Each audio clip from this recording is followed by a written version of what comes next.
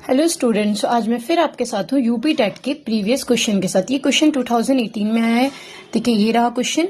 If 3 2x + 1 - 3x equal 3 की power x + 3 - 3 की power 2।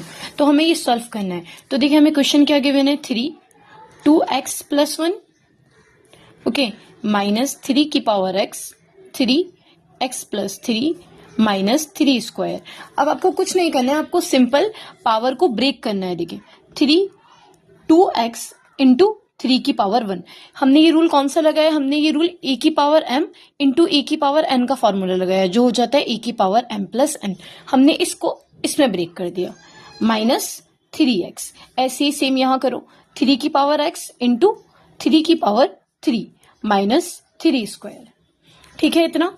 अब मैं यहाँ पर कुछ कॉमन ले सकती हूँ। मैं x को ऐसे लिख दूं, 3 की पावर x और 2 इंटू 3 की पावर 1 -3 की पावर x, ये भी एज इट इज 3 की पावर x 3 की पावर 3 -3 स्क्वायर। ओके, अब यहाँ पर आप इसको कुछ लेट कर सकते हैं, नहीं तो आप इसमें कॉमन ले लें। देखिए अगर नोटिस करें तो मेरा इसमें क्या कॉमन आ रहा है, तो हम लोग इसको और ब्रेक कर देते हैं। 3 की पावर x इंटू 3 की पावर x इंटू 3 की पावर 1 -3 की पावर x। ठीक है, 3 की पावर x इंटू 3 की पावर 3 -3 स्क्वायर।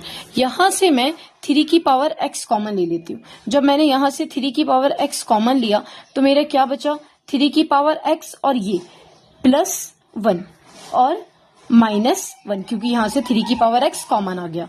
यहां पर भी आप कुछ करो, यहां पर 3 की पावर 2 है ना, तो ये कॉमन आ जाएगा। 3 की पावर 2 कॉमन लिया तो इधर क्या बचा अपना 3 की पावर x, और यहाँ पर 3 की पावर 2 कॉमन ले लिया तो एक पावर बची, तो 3 की पावर x + 1 -1। ठीक है, समझ आया मैंने यहाँ क्या किया है आपको। अब देखें, अब इसको इधर ले आए, 3 की पावर x ये एज इट इज 3 की पावर x + 1 -1, और ये प्लस का जब इधर आएगा माइनस का हो जाएगा, 3x + 1 -1 = 0।